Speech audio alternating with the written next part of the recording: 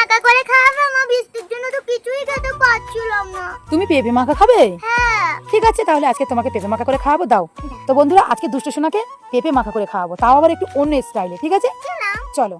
এদিনে বৃষ্টি হচ্ছে, সেই জন্য সত্যি কথা কিছু মাখা খাওয়া হচ্ছে না, তাই ভাবলাম তোমাদের সঙ্গে আজকের এই পেঁপে মাখাটা শেয়ার করি। দেখো সোনামা একটা পেঁপে নিয়ে এসছে, বলছে মা আমাকে মাখা করে দাও। তো আমিও ভাবলাম চলো আমারও খাওয়া হয়ে যাবে, আজকে একটু নতুন স্টাইলে পেঁপে মাখা করব।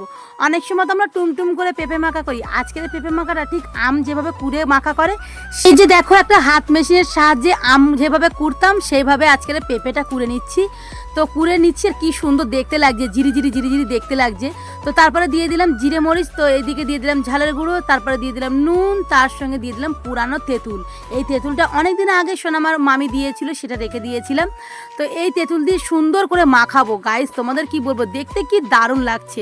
জানি না ফোনেতে কেমন উঠছে, কারণ ফোনেতে হয়তো একটু ধুদলা ধুদলা উঠবে, আকাশটা ওয়েদার খুব একটা ভালো নেই। তো মাও মেয়ে খেয়ে নিচ্ছি, খুব মজা হয়েছে খেতে, আর মানে চিবানোর কোনো ঝামেলাই নেই, খুব সুন্দরভাবে খেতে পারছি। তো খুব সুন্দর হয়েছিল, তোমরাও কখনো বাড়িতে ট্রাই করতে পারো এভাবে।